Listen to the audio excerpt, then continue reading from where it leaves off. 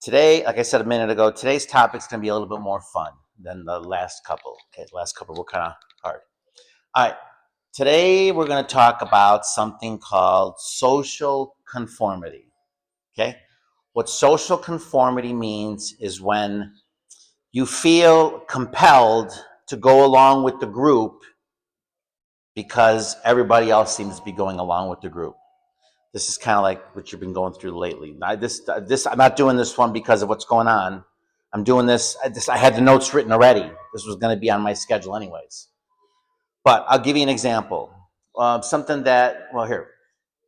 Say you work for a company, okay? Like Facebook or Google or, I don't know, CNN, something like that. You work for a company. And there's hundreds or even thousands of people work for the company, and you are all on a group chat with the company. You okay, Alex? Yeah. You can throw it. Okay. So you're work for the company, and you're all in a group chat with the company. And a lot of companies have a group social account. Like they may have a group Facebook account where they all, if someone sends an alert, everyone gets it, and thousands of people in the company get it immediately, right? So say you work for a company like that, you're all in this group chat, and say all of a sudden you're at work and you get an alert. The alert says, tomorrow we're all getting the day off, but we all have to meet in front of the federal ICE detention facility, and we're going to protest arresting illegal immigrants. All your friends around you are going, yeah, let's go. And you're like, I have no interest in that. But the company chat says you're getting the day off of work, and because you're getting the day off of work, you have to go. Or you don't have to go. It is, everyone's going. You know what I'm saying? Everyone's doing it, so you should be doing it too. And everyone around you, all the guys in your work, all you have cubicle, all the people next to your desks are saying, we're all going to the protest, so you go too. So you decide to go to the protest, and you're there with all your friends, and they're all protesting, you know, abolish ICE, abolish ICE, abolish ICE. And everyone starts to chant. And then all of a sudden you're like, all right, abolish ICE, abolish ICE. And then all of a sudden they start picking up rocks and throwing them at the ICE policemen. And everyone's doing it. What do you do? The problem with this, and this is what we're going to talk about today, with social conformity, when everyone around you is doing something that you wouldn't normally do, but everyone's doing it, it might seem uncomfortable, but there's a part of you inside of you that feels like you have to go along with the flow and do it anyways. You'll watch these videos we're going to do, and you would say to yourself, I would never do that. But when you're presented in the situation and you don't know really what's going on and it kind of shocks you, a lot of people get sucked into it. I'll give you another example. Remember when the pandemic started? Everyone started saying you have to wear the masks. What did we do? We wore the masks until we realized we got tricked, right? Yeah. So there's a problem. You gotta know. You gotta realize when social conformity is presented with you, and you have to almost physically force yourself to question: does this make sense? The reason we're going to talk about this happens all the time. Mom had a friend. They're not friends anymore, but Mom had a friend years ago who worked for. They lived in Los Angeles. The mom and the daughter lived in Los Angeles. The girl works at TMZ. It's an entertainment news TV show on television. TMZ. You know what that is, right? You've heard of it. She's a writer for TMZ. This exact thing happened to her years ago. They all got the chat, the alert. We're all going to show up to this protest. I forgot, this was years ago. We're all going to show up to this protest. I think this was even before the COVID. We're all going to show up to this protest, and she was like, she had no interest in the topic at all. I forgot what the topic was. but she had no interest. I think it was after something bad happened. Someone was some police event. Some probably a black person got hurt or something by the police, and they were all going to show up and protest the police. So she got the alert from TMZ. TMZ sent the alert. They're all getting the day off. They're all going to show up to this facility. They're all going to protest. They're all going to get paid for it. So she had no interest in the thing, but all her friends next to her, everybody in the workforce was saying, we're going. She got the alert. She went. She went to the protest. Everyone's protesting. So she went along with the flow. She's protesting. Before you knew it, everyone started picking up rocks, throwing cones, causing trouble, swearing at the police. And then all of a sudden it hit her. What the hell am I doing here? Okay? Happens all the time. I'll give you another example. Many years ago when I was a kid, I think, what grade you're fifth? I think I was 11 years old, and I was in fifth grade. I think it was fifth grade. I had just moved from one neighborhood to another neighborhood. So we actually changed schools. So this school was a new school to me. We were about halfway into the school, so I knew everybody. I wasn't friends with everybody. I may have one or two friends, kind of friends, not real close friends. But I didn't know very many people. I was uncomfortable. I was in the classroom. It was music class. And at that time, you heard the band Kiss, right? At that time, the band Kiss was very popular. I think it was 1975 or 1976. The band was very popular. We were in music class. The teacher was trying to expose us to different kinds of music. And she was asking, I'm going to ask everybody a question. We're going to go around the class, and I want to know what your favorite musical group is. Okay? And I'm thinking to myself, what my musical group is. And I had my musical group in my head. I had two groups, actually, in my head. At that time, I liked the group ABBA. It's a Swedish group. You know who they are. And my other favorite group was the Monkees, which there was a TV show back then, the Monkees, and they had songs. It's kind of like, they had fun songs. Those are my two favorite groups at the time. I didn't like Kiss. I thought they were evil at the time. They started asking the kids. There are probably about 30 kids in the class. They went to the first kid, whose favorite group is Kiss, Kiss, Kiss, Kiss. Down the road, Kiss. The whole first row, Kiss. I'm like, I started to feel uncomfortable. I'm going to be the only weird one that picks ABBA, right? Next row, Kiss, Kiss, Kiss, Kiss, Kiss. The third row, Kiss, Kiss, Kiss, Kiss. Kiss, Kiss. It got to me. And I'm like, I felt uncomfortable to say ABBA. Was I going to say Kiss? I didn't like Kiss. So I said Monkees. Everyone in the class, making all kinds of faces. The Monkees, that's not a real group. Teacher said, okay, leave them alone. But I said my favorite group. I wanted to really say ABBA, but I figured they would really think I was weird because I didn't say my real favorite group, ABBA. So I said my second favorite group, Monkees.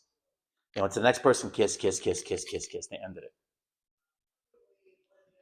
You see what I'm saying? Yeah. Sometimes in a situation, you're compelled to go along with the group because you don't want to look stupid or weird. All right? Now, we're going to watch a couple of videos of the same thing. It's not just me. It's not just Alex. It's not just anybody. Everyone sometimes gets this feeling, and you can almost feel like a sick feeling in your stomach. Ugh, I don't want to look like an idiot. I want to go along with the group. But there's a fine line between going along with the group and knowing when you're being conned. You get what I'm saying? Okay, let's watch this first video. This video is called The Ash Experiment of Conformity. Social forces, as the experiment of Solomon Ash reveals. Let me pause it. I want to make sure it's clear on the video. It's the Ash Conformity Experiment. So we're going to watch the thing. In this experiment, he's going to explain it. But these people are in the experiment. This is the only one that is the real experiment person. All these other people are fake. They're part of the experiment. They're going to ask the questions, and they're all going to give the same answer, and he's going to look around, and eventually they're going to give the wrong answer, and he's going to look around, and he's going to feel compelled now to give the wrong answer, otherwise looking like an idiot. Watch. But an experiment is not a public opinion poll. It examines behavior under the pressure of social forces, as the experiment of Solomon Asch reveals. The experiment you'll be taking part in today involves the perception of lengths of lines. As you can see here, I have a number of cards, and on each card there are several lines. Your task is a very simple one. You're to look at the line on the left and determine which of the three lines on the right is equal to it in length. All right, we'll proceed in this order. You'll give your answer. Only one of the people in the group is a real subject, the fifth person with the white t-shirt. The others are confederates of the experimenter and have been told to give wrong answers on some of the trials.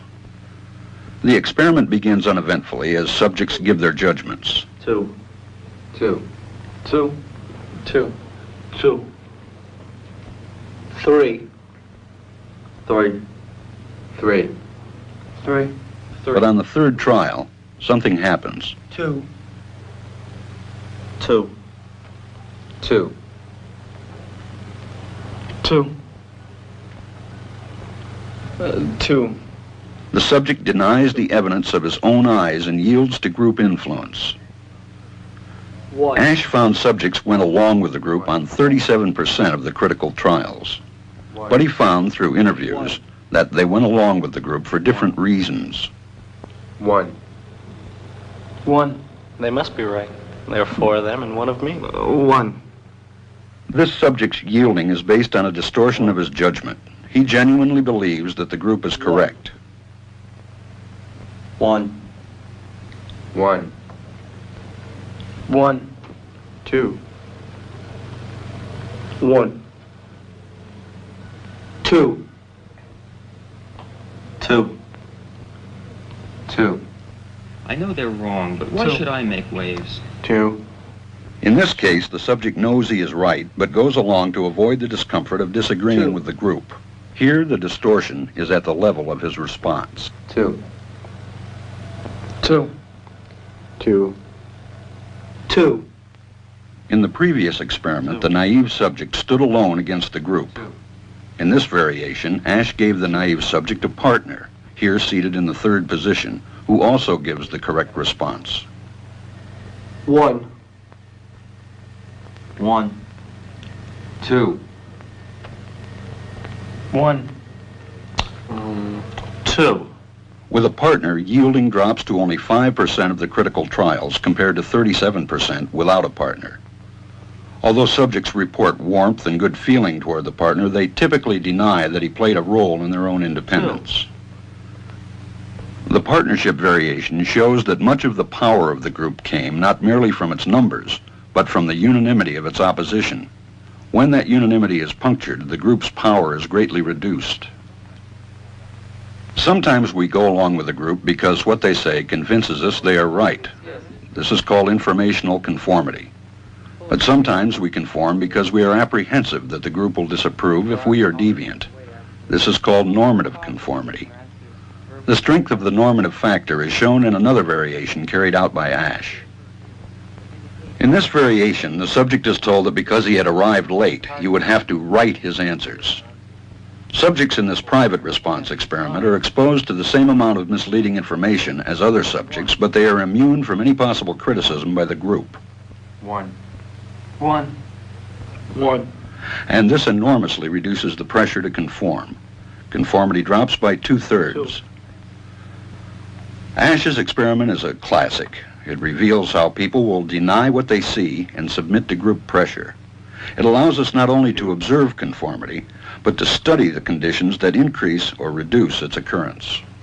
In the next video we're going to watch, but in that video, you could see that because everybody in the group seemed to go along with the wrong answer, the person felt uncomfortable to give the correct answer because he didn't want to look like a knucklehead in front of the rest of the group. Okay, felt uncomfortable to give the correct answer. In this one, we're going to see in this video, this is a different experiment. In this video, you're going to see a young lady that went to an eye doctor. And when she went to the eye doctor, she sat down for the appointment. It was for a free exam. That's how they got her to go to the free exam.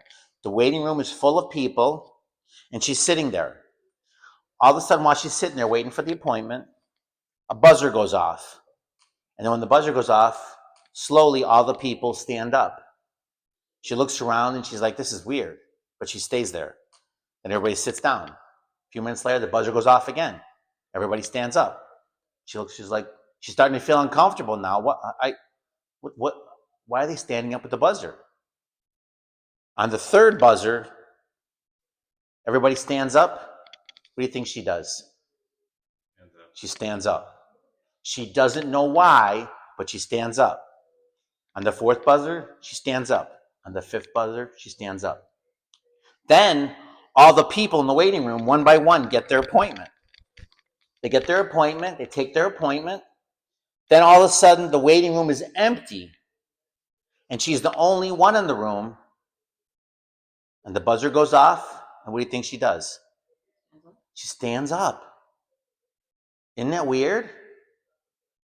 But we're going to watch it. But there's something. This is how ideas can get put into your head. Imagine you're in a college and the teacher keeps saying something over and over that at first sounds weird. Weird. And everyone's like, yeah, I agree. And you're like, what the hell? Then little by little, okay, I guess. Your friends, hit you in the shoulder. Doesn't that make sense? You're like, I guess. And then after a while, all of a sudden you're cheering just as much as them. Yeah, transgender. Let's all be transgender. Yeah. Let's loot stores. Reparations. And you're like, all of a sudden, years down the road, you're like, how did I get here? What happened? Like the young lady, she's standing up, and then a guy will come into the room, another guy who came in for the free exam, and she stands up, and he asks, why do you keep standing up? And she goes, I don't know. Weird, right? Let's watch. To that question, we set up a hidden camera experiment. To answer that question, we set up a hidden camera experiment to see if this woman would stand up at the sound of this tone, simply because everyone else is. You might be thinking you'd never go along with this. Or would you?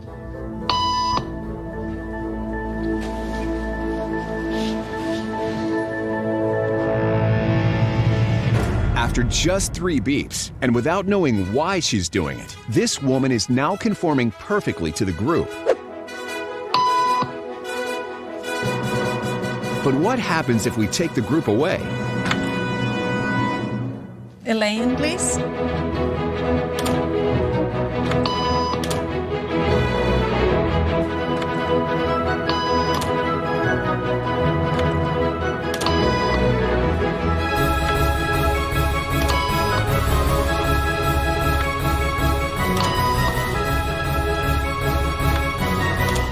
Okay, now she's alone. The crowd is gone and nobody is watching her, except our hidden cameras. What do you think she'll do?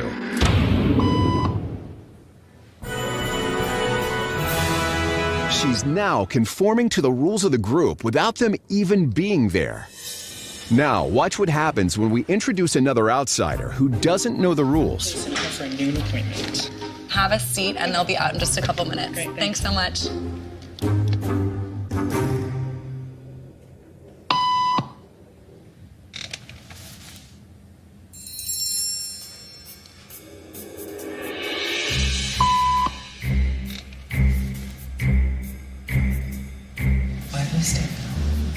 Everybody was doing it, so I thought I was supposed to. Think she'll teach the new guy what to do?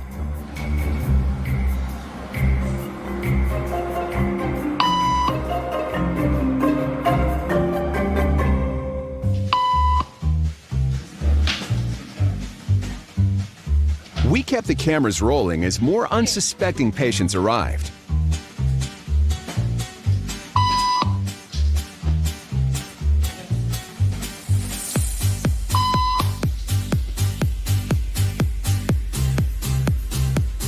And slowly but surely, what began as a random rule for this woman has now become the social norm for everyone in this waiting room. Here to explain what's going on in their brains is Jonah Berger of the University of Pennsylvania.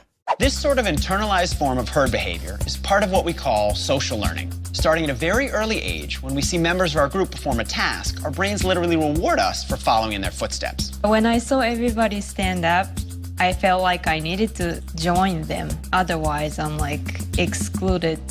Once I decided to go with it, then I felt much more comfortable. Conformity is how we become socialized, but it can also cause us to develop bad habits or repeat past wrongs. And it's why even this rebel, who wasn't standing for any of this nonsense, eventually joined the ranks.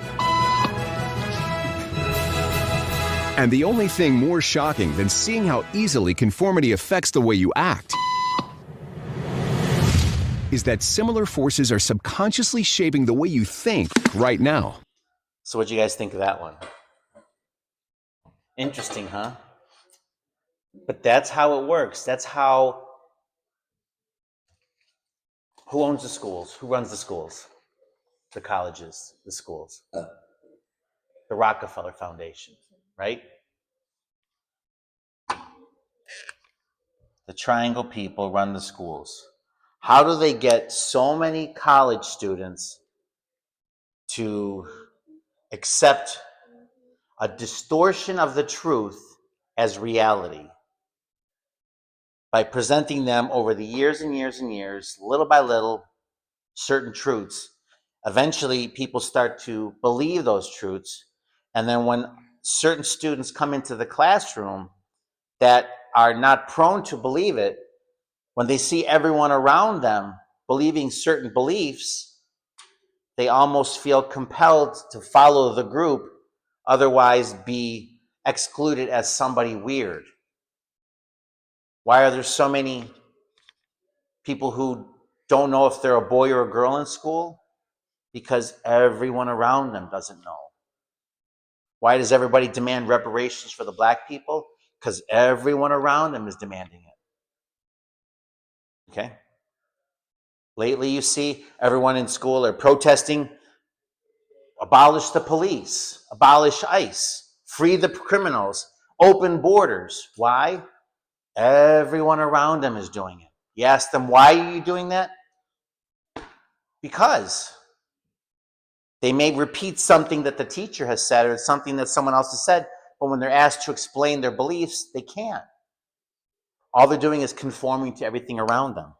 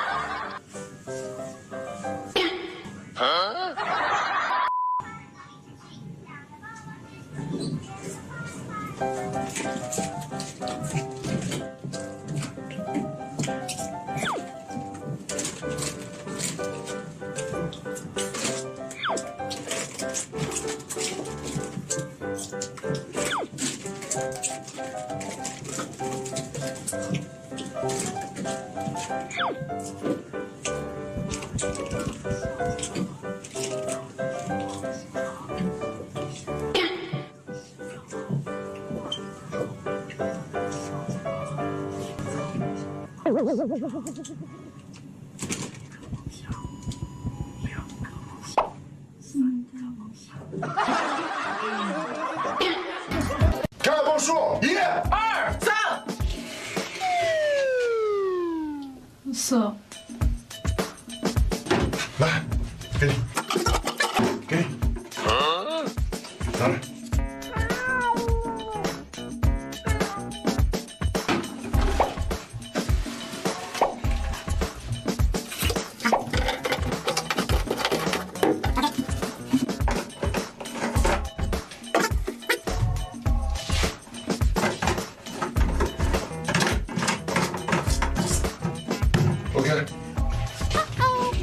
口号，我们不是生产水。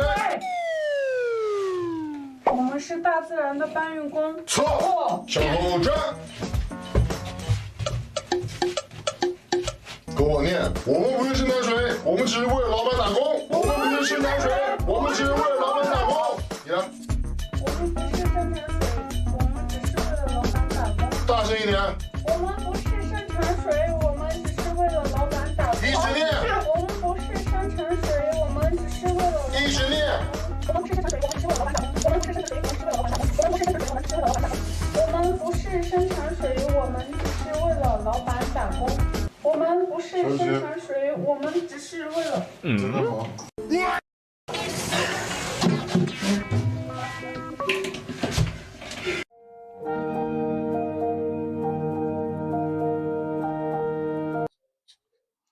Okay, what did you guys think of that video?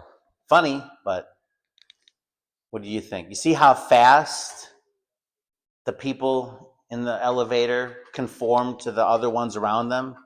Even doing something that's totally illogical, like putting on the mask. See how fast, within seconds, they conform to the group, even though it's illogical. And then when they realize, like in some of them, where the people left without the masks, and the next person came on without the masks, and then they realized they just did something stupid. They get so embarrassed that they did something stupid because they conform to the group. So what do you guys think of that? Thoughts? Yana, any thoughts? Besides it being funny? Angie? Alex? Interesting? Okay, now why are we talking about this? Because in all fun, that's funny and everything. It could be used for fun, for funny stuff like that. But social conformity can also be used for extremely dangerous things. What are we seeing a lot now in the news? Like with Charlie Kirk and Donald Trump and schools. All of a sudden, a lot of transgender people are shooting up schools, shooting up churches, killed Charlie Kirk, tried to kill the President of the United States. This morning, a bunch of people, we don't know what kind of people, but a bunch of people were firing guns from sniper positions on different buildings at a federal ICE facility. You think they did this just out of their own will? Or are they conforming to some kind of society around them that has corrupted their mind to say the government, the police are bad, ICE is bad, we have to kill them? You see what I'm saying? Social conformity is very, very powerful. And it can be used for fun like that. You see how quickly they conform. It can also be used to corrupt a person's mind so badly that it could be used for evil. There was an experiment in the 1960s that we're going to talk about. That's why I wanted to get to this point.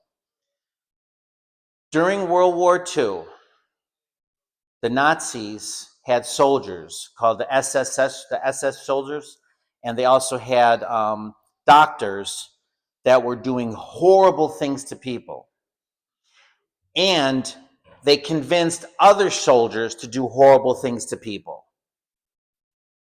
And after the war, all the Germans said, I don't know how they fell for that. We would never fall for that.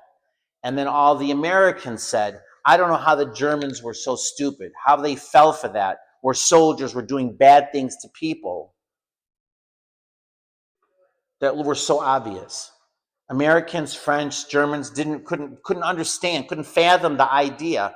Why would someone do something so horrible to people? It all had to do with social conformity. And when they went to trial in the Nuremberg trials, when these Nazi soldiers went to trial, they asked, why did you do that? Why did you gas those people? Why did you shoot those people in the head? Why did you step on, why did you hurt people? They said, I was just following orders. What does that mean, following orders? Doing what I was told. Social conformity. I was told to do it. Everyone else around me was doing it, so I did it. You get it? After the war, after World War II, scientists in colleges were trying to figure out, is it possible that you can get somebody in a very short amount of time to do something horrible that's against their better nature, and what it would take to do it? There was an experiment called the Milgram experiment. Okay, I'll write it down just for the purpose of in case anybody on YouTube wants to look it up. It's spelled just like it sounds, 1 L, 2 L's. Yeah. Milgram experiment. Okay, this was in the 1960s, 50s, I believe. No, 60s. In the 1960s. How this experiment worked, they would have people come to an experiment place, and there would always be, everybody was in on the experiment, like you saw the video, right? Like you saw these videos. Everyone was in on the experiment except one person. That one person was told, you're going to sit at a keyboard. We're going to ask the person in the next room, which you can't see. You can hear them. It's just like a partition here. A partition, you, the other person. You're going to ask questions of the person. If they get the question wrong, you're going to give them a shock of electricity in their body. They're going to be hooked up to wires, and you're going to give them a shock of electricity to let them know they got it wrong. And at first, the voltage was set really low. But as the questions progressed, you increase the voltage of the charge you're going to give to the person. Okay? There was also a person sitting in the room monitoring with a clipboard, writing down the responses. The guy with the clipboard had a full suit on with a white lab coat and was the doctor. Very strict doctor. So at first they would ask the questions, and they were easy questions, so the person would get them right, and the questions were right, no shock. Then eventually the person would, on purpose, get the questions wrong. You get a shock. Ow! Increase the voltage. Next answer wrong. Give them a shock. Ow! A louder scream. Eventually the voltage got so high, the person was, ah! Stop it, you're killing me, stop it. And then the guy would say, I got to stop this experiment. The doctor sitting in the lab coat, continue the experiment. What? But he's screaming.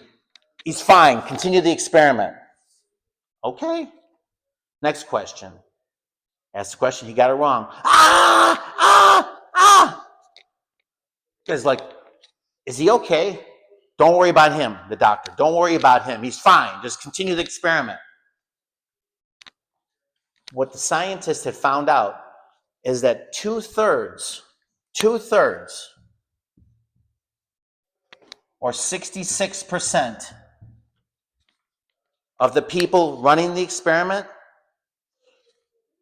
continued until the voltage was maxed out and the person on the other side wasn't making any more noises. What did that say? In this person's eyes, they killed them, and they continued to electrocute them. They were regular people off the streets, like everybody around. This was done in the United States, and they discovered, the scientists said they were horrified at what they found. That 2/3, 60% of the people would take it to the point of killing somebody because someone in authority said to do it. Why did you do it? He told me to do it. I was just following orders. He told me to do it. So you just killed him. See what I'm saying?